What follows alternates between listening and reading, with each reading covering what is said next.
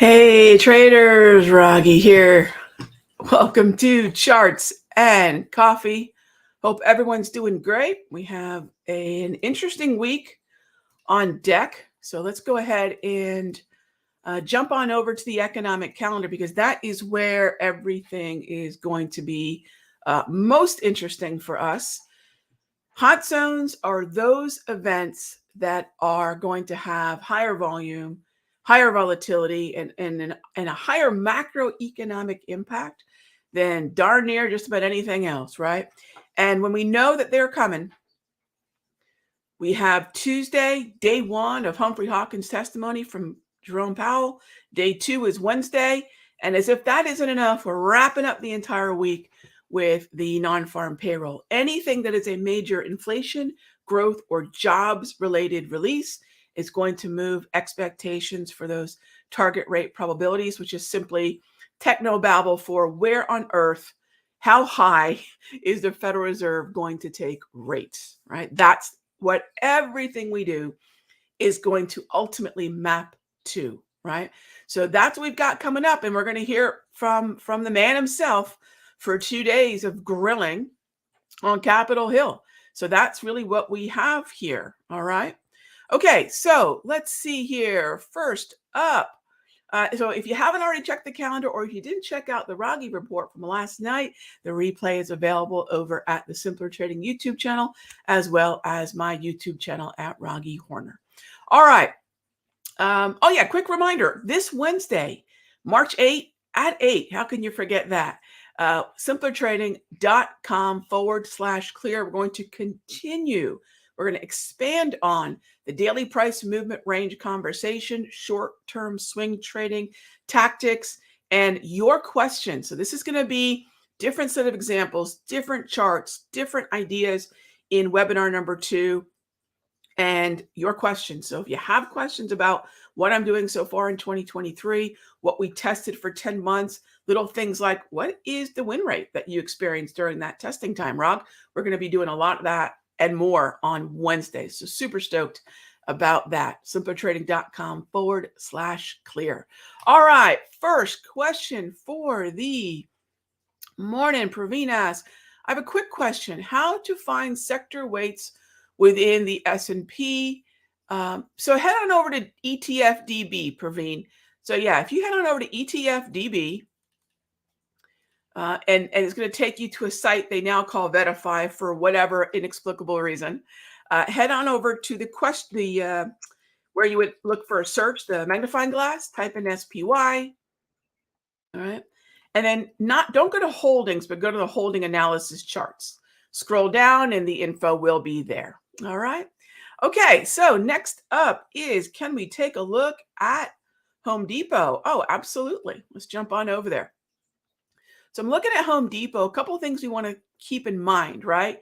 The back of our minds is Home Depot is very much a conversation about the Dow in terms of weighting there, as well as your ITB XHB, and we want to know which it's tracking with. Now, one of the things that I'm going to do throughout this week, because it's something I've been getting a lot of questions about, is, Rod, what's the difference between HPMRs and DPMRs? And I could say something like, it's a lot, but let me just show you.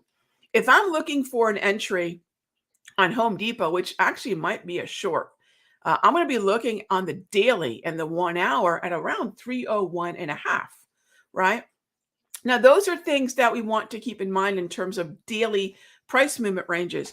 And ultimately, if I want to be a buyer in Home Depot, right, and do keep an eye on ITB, do keep an eye on XHB, we want to find relative performers. So, editor, I think the first challenge would be, do I want to look at a stock that's weighted within the Dow and weighted within these two sectors that's actually weak? Wouldn't I be better off looking at something like Pulte, which is tracking more like them? So that's a little bit more of the watch list side. But if I want to be a buyer on Home Depot, which is something I want to do, I can do so as a mean reversion to the 34 EMA wave. All right, what does that mean? The green, the blue, and the red lines, the moving averages on the chart.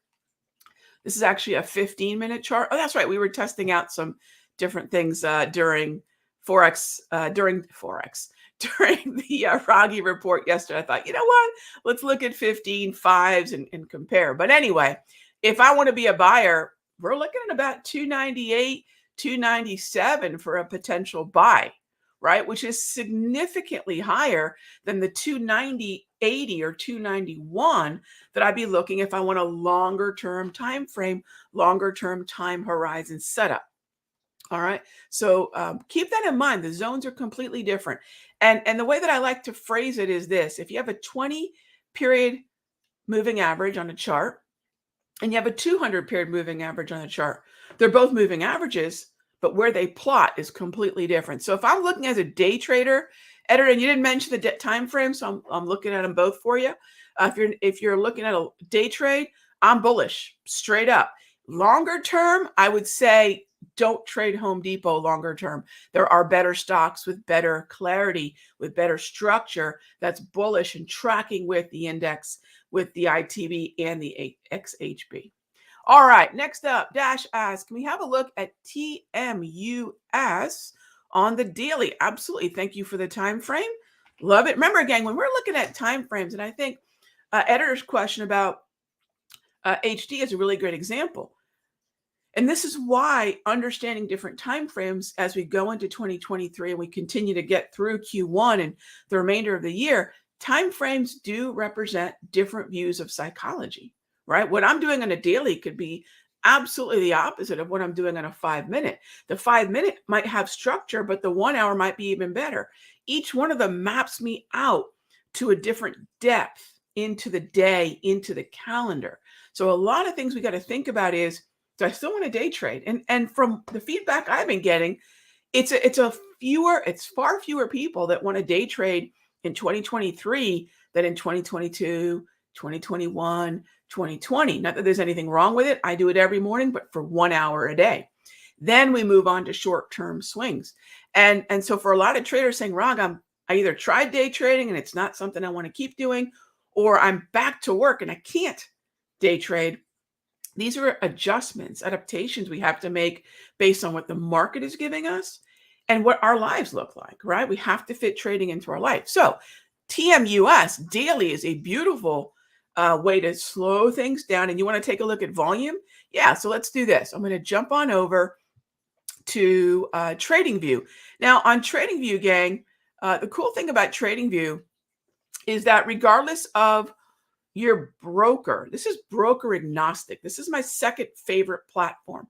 All of my tools, all of them, except for vProfile, are available on TradingView. So I can go between Thinkorswim and TradingView very, very easily. And I recommend it.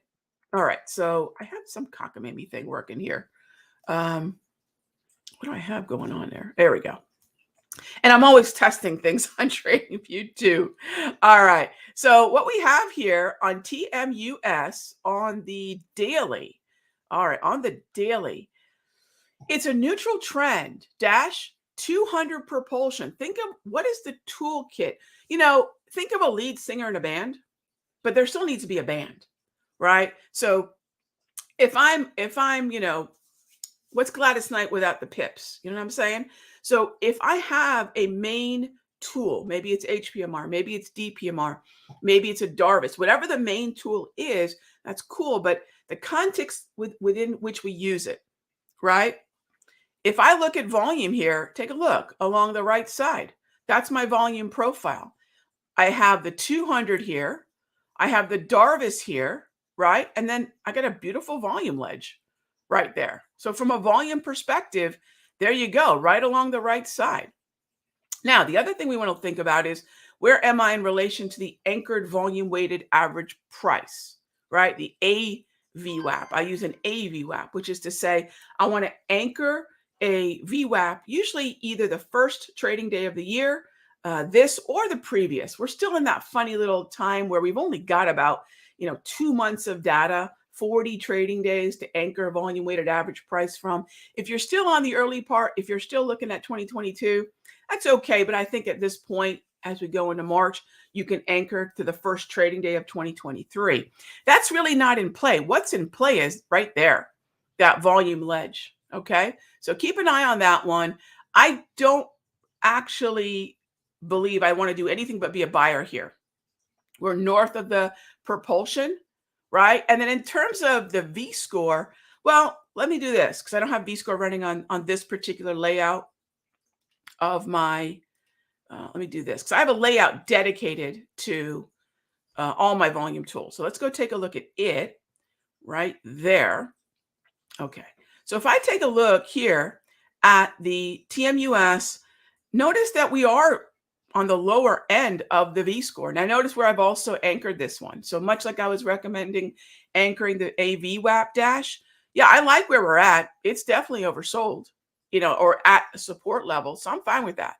Yeah, I'd be a buyer there, but I think that 200 propulsion is going to tell you a whole heck of a lot more with the volume ledge in tow, in tandem. All right. Okay, cool. So thank you for the question. Rolox says Kapow is back. Yes. All right. Okay, next up is, can we take a look at Tesla on the 5-minute? Yeah, absolutely. Absolutely. So let's open that up. All right. So here we have a 5-minute chart. This is the DPMR layout, which on the 5-minute, I'm going to run the HPR. Remember, gang, easy thing to remember. If I'm day trading, 5-minute time frame, HPMR. When I want short-term swing trades, 1-hour time frame, daily time frame. Somebody asked, Rog, what about 4 hours or 2 hours? No problem. But once I want to take a trade overnight, my minimum time frame is going to be the 1 hour. And that's tested really the best over 10 months. There's been a couple of other things that we can do, like go out to the daily. That's tested very well as well. But by the way, once you want to take things overnight, exposure, longer time frames, maybe a few days, maybe even a week or greater, that's going to take us to the 1 hour in the daily, right? And that's where the DPMRs come in. All right, so 5-minute Tesla. So now we're firmly in the day trading camp, right? We're firmly thinking we're day trading, yes? So if we take a look at this, what's the structure? Where's the support? What's my directional bias? Right now, I would say based on what we see, and this is still about 17 minutes before the bell rings, I'm going to be bullish. Yeah, I'm going to be bullish. We're trading above the line in the sand, the previous session close. I've got green structure on the daily, which tells me buy the DPMRs, buy the mean reversions into the wave. And on the 5-minute, I'd like to buy either the wave if we can reorganize into an uptrend, meaning looking at that multi-trend.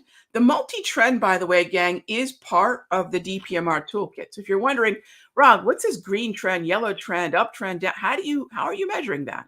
You're going to see this on the bottom of every single one of my charts, 5-minute to weekly. And that's what I'm talking about. And that is part of that DPMR toolkit. So do I want to be a buyer? Yeah, gang. I want to go with the path of least resistance. Yeah, let the market do the work. I'll position myself much like a surfer, right?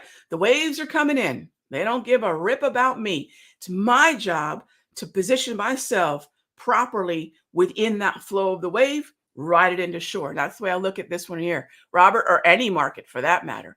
Can we just find a spot, paddle in, ride it to shore? All right, PFE on the daily. Sure, D. All right, so if we're looking at PFE on the daily, let's open up that daily time frame. And PFE, take a look here. What's the structure? You can see it right down in here. And it's been this way since the end of January. When I see that red, and it's the lower row of the multi-trend, when I see that red, it doesn't matter that anything's overbought or oversold. In fact, ignore the slow stow unless the structure is yellow. A lot of you already know that. Just if that's all you got from our conversation this morning, then it's going to be a massive needle mover for you. Do not look for overbought or oversold in trends. It does not apply. In the meanwhile, you can see how many times within the red structure, we've either hit a Darvis, we've hit the DPMR, we're moving lower, lower, lower. Without directional bias, a lot of traders would just end up ping-ponging and frustrating themselves and losing money, right? That's not what we want to do. Get directional bias, then that tells us we want to be what? Short sellers.